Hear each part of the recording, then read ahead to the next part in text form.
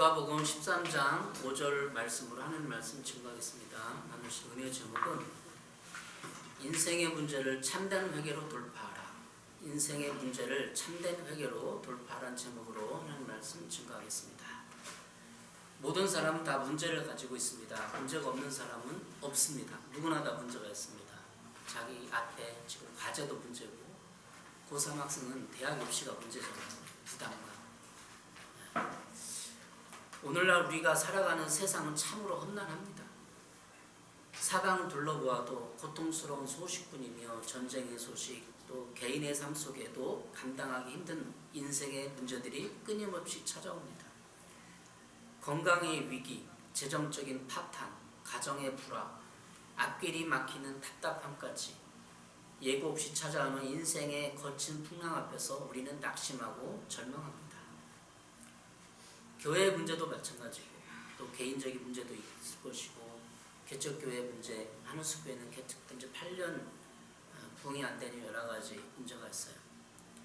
그래서 10년 전에는 회개의 기도문을 가지고 기도를 했는데 피상적인 회개의 기도문을 읽었어요.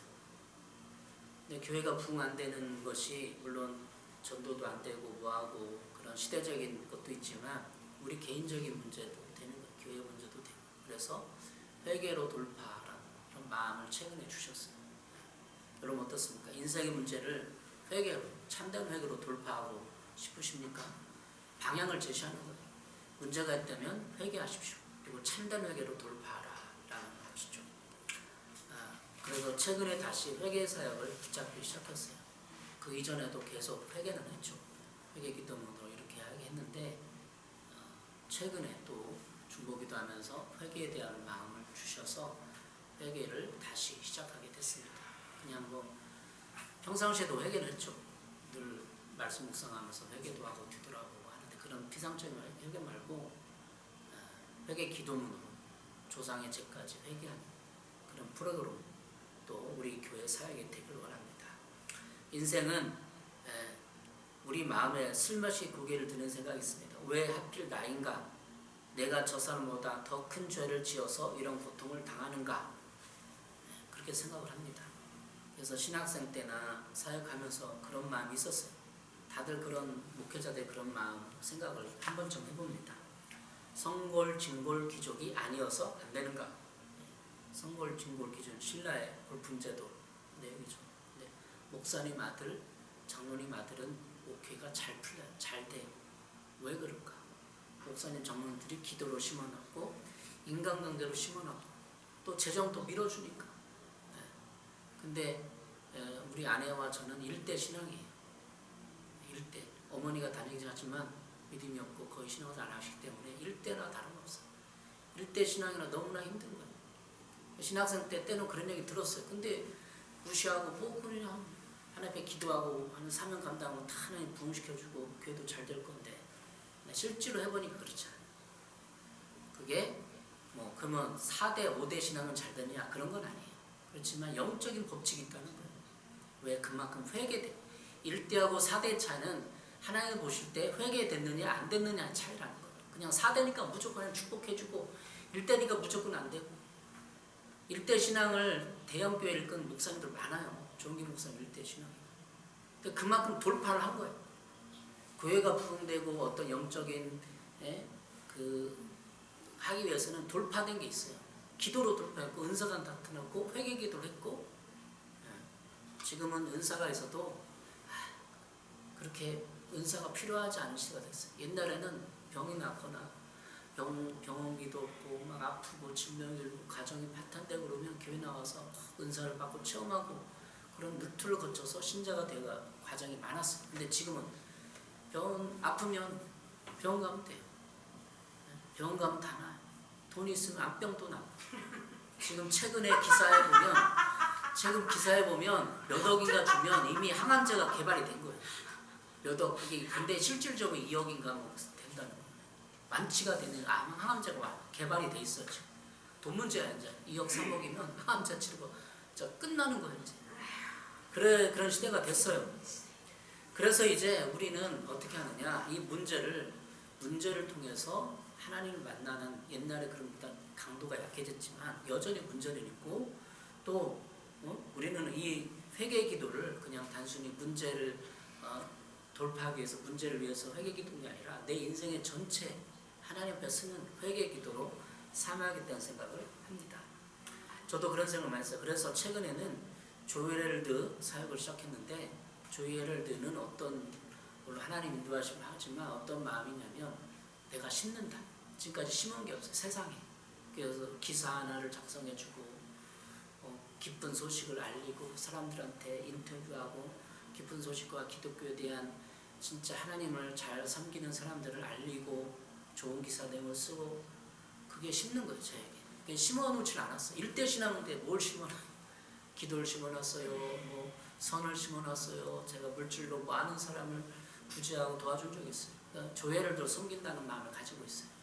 조엘드가 한 달에 관리비가 16만 5천원이 들어가요. 한 달에 그거 지금도 빠짐없이 내고 있어요.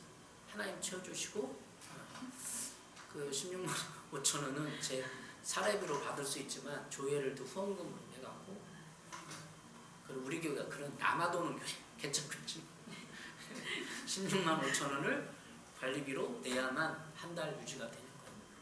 홈페이지 관리비죠. 어쨌든 하나님은 저를 이렇게 심는 사역으로 많은 사람에게 좋은 식을 전하고 그들의 기사를 홍보해주는 이런 걸로 삼고 있습니다. 오늘 본문에 나오는 실로암 망대 사건이 있는데 예수님 당시에도 그런 질문들을 많이 했어요. 왜 나는 안 되는가? 그런 사람들이 어느 시대에 다 있는 거예요. 빌라도에게 참혹하게 죽임당한 갈릴리 사람들의 소식 오늘 13장에 나와요. 그리고 실로암 망대가 무너져 깔려 죽은 18명의 비극적인 소식을 들었을 때 사람들은 생각했습니다. 그들이 다른 사람들과 더 악한 죄인이라서 그런 일을 당했나 보다. 이렇게 생각했어요. 18명 죽었어. 실로암 망대 깔려 죽어서. 그럼 그 사람들은 당시 율법사이기 때문에 죄를 더 보면서 하나님께 징계를 받았다 생각을 하는 거예요. 일반적인 생각들이. 그렇게 안 하는 생각이지만 어떻습니까? 맞습니까? 근데 주님은 여기서 13장 5절 이렇게 말했어요. 단호하게 말씀하셨어요. 아니라 그게 아니다. 너희도 만일 회개하지 않으면 다 이와 같이 망하리라. 주님은 인생의 문제를 통해 남을 정죄하거나 나와 상관없는 일로 방관하는 것을 원치 않으십니다. 주님은 우리에게 닥친 그리고 내 이웃에게 닥친 그 수많은 인생의 문제를 나를 향한 하나님의 경고등이자 회개를 촉구하는 사인으로 보기를 원하십니다. 누가 재앙을 당했어요. 죽었어요. 그럼 죄가 많아서 그래 라고 해석하는 게 아니라 나를 점검하라는 것. 나의 회개거리. 내가 하나님 올바로 서 있나를 점검하라는 것이 주님께서 말씀하신 핵심 내용입니다. 오늘 이 시간 우리 삶의 막힌 문제를 참된 회개라는 영적 열쇠로 돌파하는 은혜가 있기를 여러분에게 축원합니다. 자, 오늘 본문을 통해서 생각하는 문제입니다. 인생의 문제를 참된 회개로 돌파하라. 첫 번째는 어떻게 하면 돌파하겠습니까? 인생의 문제는 우리에게 주시는 하나님의 강력한 경고입니다. 강력한 경고예요. 다 문제가 있어요. 개척교회 안 되는 것도 하나님이 점검해보라는 거예요. 물론 인내도 있지만 연단이라는 것도 볼 수 있지만 문제가 뭔가를 점검하는 거예요. 하나님의 경고다. 하나님은 결코 당신의 피조물이 고통당하는 것을 기뻐하는 분이 아닙니다. 그럼에도 불구하고 우리 삶의 거친 풍랑과 지독한 인생의 문제가 찾아오는 이유는 무엇입니까? 그것은 우리가 죄의 길, 완악한 길에서 돌이키지 않기 때문에 하나님께서 사랑의 매를 드시는 것입니다. 우리는 평안할 때 스스로를 속입니다. 모든 것이 잘 될 것이다.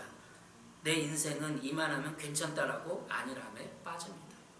마음이 강팍해져서 죄를 버리지 않고 고집스럽게 내 생각대로 살아갑니다. 그때 하나님은 인생의 문제를 통해 우리의 영적 잠을 깨우십니다.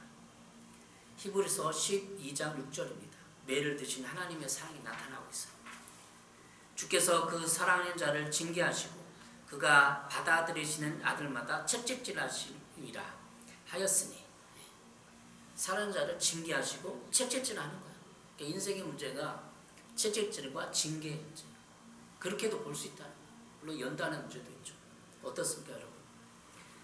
요한계시록 3장 19절이에요. 무릇 내가 사랑하는 자를 책망하여 징계하노니 그러므로 내가 열심을 내라 회개하라. 책망받을 일이 환경 가운데 있다. 뭔가 잘 안 풀린다. 문제가 생긴다. 자꾸 꼬인다. 그러면 회개하라는 뜻이에요. 열심을 내라 회개하라. 저도 인생에 시험거리들이 많았어요. 대학 입시부터 제가 재수도 하고 어떻게 보면 삼수도 하고 27살 때 신학대학에 들어갔어요. 27살, 6살 때까지 방황을 했어요. 군대 갔다 오고 이것저것